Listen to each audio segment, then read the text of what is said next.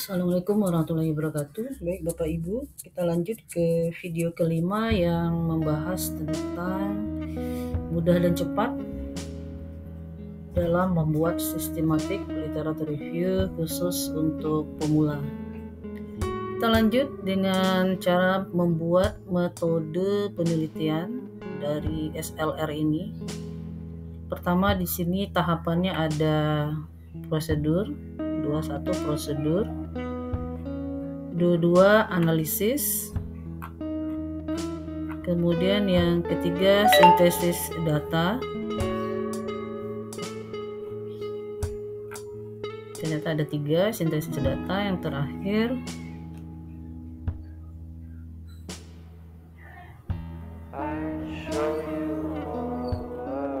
kita masuk yang pertama 21 prosedur atau cara yang dilakukan untuk melakukan atau untuk mendapatkan penelitian SLR ini. Di sini saya sudah menuliskan metode systematic literature review atau SLR digunakan pada penelitian ini. Tujuan SLR adalah untuk mengeksplorasi, mengidentifikasi, mengevaluasi, dan menginterpretasikan seluruh hasil penelitian yang berkaitan dengan pertanyaan penelitian. Jadi ini adalah kata-kata kata kerja operasional yang digunakan untuk menuliskan tujuan penelitian pada SLR. Pertama ada eksplorasi, mengidentifikasi, mengevaluasi, menginterpretasikan, menganalisis, mengidentifikasi. Ini sudah saya sebutkan atau jelaskan pada video 4 ya. Kemudian prosedur dalam penelitian ini antara lain pencarian artikel relevan yang menggunakan aplikasi Publish or Perish. Nah, jadi Bapak Ibu sudah ada video saya sebelumnya yang mengkaji tentang Publish or Perish, bisa kita cek.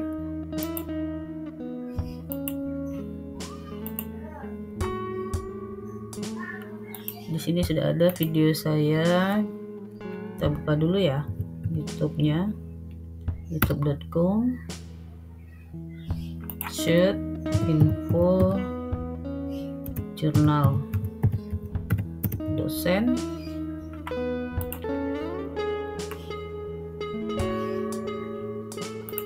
Info jurnal dosen bisa dicari di sini Publish or Perish. Ini adalah video yang menjelaskan tahapan dalam pencarian atau panen artikel menggunakan Publish or Perish.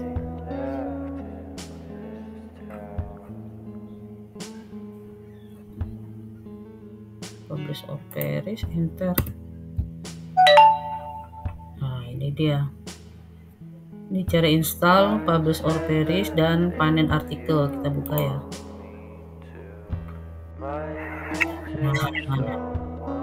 Install Publish or Perish, nanti wajib tahu. Nah, jadi Bapak Ibu bisa lihat video saya sebelumnya yang install Publish or Perish dan pencarian atau panen artikel menggunakan Publish or Perish. Ini cara mudah dalam untuk mendapatkan artikel-artikel dalam jumlah banyak sesuai dengan kata kunci yang digunakan.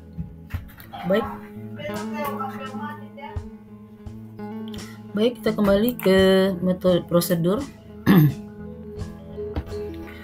Kemudian kita ulangi ya, prosedur dalam penelitian ini antara lain pencarian artikel relevan menggunakan aplikasi Publish or Perish, mengidentifikasi artikel, menyaring artikel, memilih artikel potensial dan menggunakan diagram prisma. Nah, untuk panen artikel menggunakan Publish or Perish sudah ada di video yang saya buka tadi. Kemudian untuk mengidentifikasi artikel, menyaring artikel, memilih artikel potensial dengan menggunakan diagram prisma. Nah, diagram prisma juga sudah ada di video saya sebelumnya. Ini cara menggunakan diagram prisma pada systematic literature review yang berguna untuk screening, menyaring, untuk mengidentifikasi artikel, menyaring artikel, memilih artikel potensial dengan menggunakan diagram Prisma. Ini dia videonya. Jadi Bapak Ibu silakan mereview atau melihat video yang saya yang terkait dengan penggunaan diagram Prisma dalam menemukan artikel potensial. Di sini ada di youtube.com/watch. Ini adalah linknya, silakan Bapak Ibu. Kemudian artikel diperoleh dari 3 database, yaitu Google Scholar, Web of Science, dan Scopus. Jadi Bapak Ibu silakan mencari database yang lain juga boleh, yang sesuai dengan database yang saya gunakan juga bisa. Apakah dari Google Scholar, dari DOAJ, dari semantic.com juga bisa. Banyak sebenarnya database ya, dari PubMed juga bisa. Kemudian pencarian literatur dilakukan menggunakan kata kunci AI, artificial intelligence, AR, augmented reality, AR dalam pembelajaran, edukasi 4.0, dan keterampilan siswa. Kemudian rentang waktu terbitan antara tahun 2015 hingga tahun 2023 untuk menghasilkan temuan terbaru. Gambar 1. Nah, jadi rentang waktunya Bapak Ibu boleh memilih rentang waktu yang Bapak Ibu inginkan, bisa mulai tahun 2018 hingga tahun 2024, bebas ya, sesuai dengan keputusan dari Bapak Ibu sendiri. Ini pada gambar 1, kita geser ke bawah, lihat gambar 1 itu adalah gambar rentang waktu atau jumlah artikel yang dipanen tahun 2015 hingga tahun 2023. Ini rentang waktu pencarian artikel. Jadi sudah saya buatkan diagramnya di tahun 2015, 16, 17, 18 hingga tahun 2023. Nah, dari gambar ini terlihat bahwa jumlah artikel terbitan pada saat pencarian artikel menggunakan Publish or Perish itu ditemukan pada tahun 2015 ada sekitar 65 paper atau artikel, tahun 2016 78, tahun 2017 ada 86, hingga tahun 2023 ada 123 artikel. Nah, dari grafik ini terlihat bahwa artikel-artikel yang membahas atau mengkaji penelitian tentang augmented reality itu semakin lama atau semakin meningkat tahunnya itu semakin banyak jumlahnya. Artinya adalah bahwa tema tentang augmented reality itu semakin populer digunakan atau banyak dikaji atau diteliti oleh para peneliti. Ini gambar 1. Jadi gambar 1 terlihat jumlah artikel diterbitkan tahun 2015 hingga tahun 2023 adalah ini jumlahnya. Tahun 2023 123 paper yang saya temukan. Nah, jadi dapat diketahui bahwa jumlah artikel yang bertemakan augmented reality setiap tahun meningkat, terutama pada tahun 2023. Hasil ini menunjukkan bahwa topik penelitian ini berpotensi besar untuk penelitian selanjutnya di masa depan. Jadi saya menulisnya begitu agar lebih menarik. Ini 21 tentang prosedur. Kemudian analisis hasil pencarian artikel dari database Scopus dan Web of Science dan Google Scholar diperoleh 798 artikel dari tahun 2015 hingga tahun 2023. Rumah saya di pinggir jalan ya Bapak Ibu, jadi ada kendaraan lewat langsung. Kalau saya lagi buat video langsung suaranya masuk ke dalam video ini. Jadi ada 798 artikel yang dipanen dari tahun 2015 hingga tahun 2023 menggunakan aplikasi Publish or Perish. Kemudian pemilihan artikel potensial mengikuti diagram Alir Preferred Reporting Item for Systematic Review atau PRISMA, gambar 2. Jadi kita lihat gambar 2-nya. Ini gambar 2-nya nanti kita bahas ya. Gambar 2, kemudian pemilihan artikel potensial menggunakan diagram Prisma melalui 3 tahap, yaitu tahap identifikasi, penyaringan, dan included. Ini yang diagram prisma yang menurut HDW et al. 2022 itu tahapannya identifikasi, penyaringan, dan included. Kita lihat identifikasi, screening atau penyaringan, dan included. Kita balik lagi ke atas. Kemudian pada tahap identifikasi 80 artikel dicatat sebagai duplikat. Jadi kita menerang pada cerita ini atau deskripsi ini itu menjelaskan proses yang ada di diagram prisma. Itu ada 87 artikel dicatat sebagai duplikat. Nah, bagaimana cara menemukan artikel duplikat setelah kita panen dari Publish Orperis, nanti ada di video saya berikutnya. Cara mengetahui bahwa artikel kita panen itu ada yang duplikat. Di sini ada ditemukan 87 artikel duplikat. Nah, nanti ada di video berikutnya ya Bapak Ibu ya. Kemudian 102 artikel ditandai tidak memenuhi syarat dan 41 artikel dihapus karena alasan lain, yaitu artikel tidak dalam bahasa Inggris contohnya. Sehingga 568 artikel lolos untuk tahap identifikasi. Kita cek ke bawah apa benar cerita ini atau deskripsi ini. Nah, kemudian di tahap identifikasi, recorded identified from database ada dari jumlah papernya 678, dan register atau dari sumber lain ada 320. Kemudian recorded remove before screening. Nah, jadi catatan penghapusan artikel sebelum di tahap masuk tahap screening ini ada duplikat record. Ada 87 paper yang duplikat. Kemudian ada yang ineligible by automation tool. Jadi ada yang tidak eligible. 102. Kemudian record remove for other reason. Jadi dari berbagai alasan lain ada 41 artikel yang harus dibuang. Jadi di sini kita menemukan artikel tadi adalah 798 artikel. Jadi dikurangi dengan tahapan ini sehingga record screen it ada 568 artikel atau paper. Dikurangi dari sini ya. Nah, untuk proses jelasnya bisa Bapak Ibu cek video saya tentang diagram prisma. Ini dia. Kemudian saya nggak menjelaskan lagi. Kemudian tahap identifikasi dihasilkan 568 artikel. Kemudian tahap screening 568 artikel ini di screening sehingga menghasilkan 290 artikel atau paper.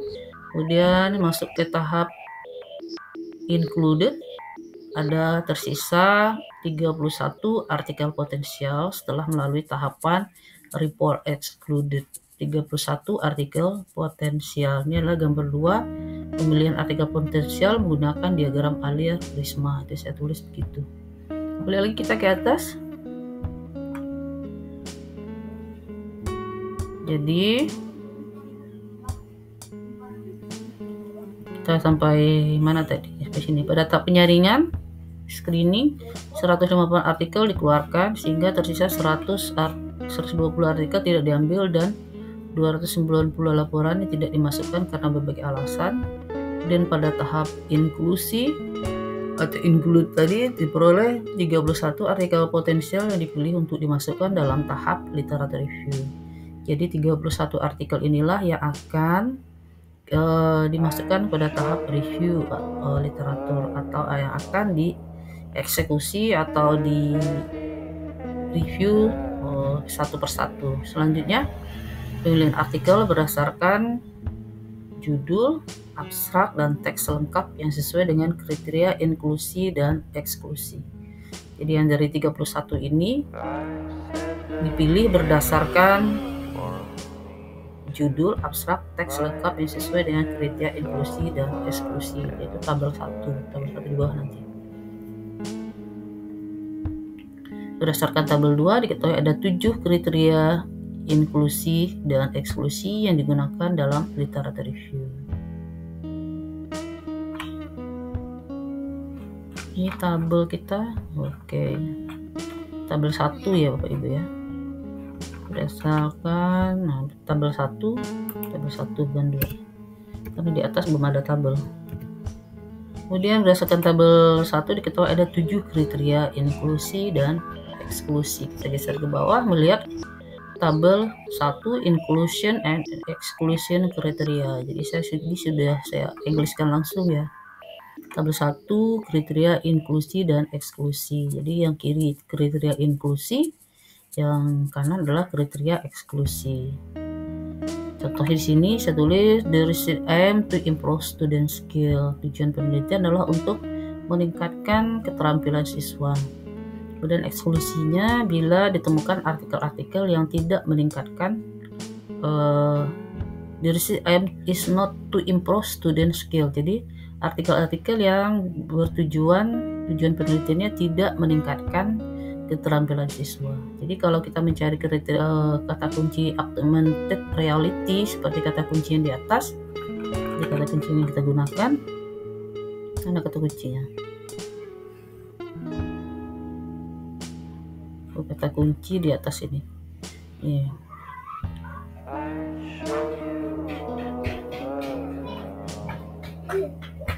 Kata kuncinya ini dia.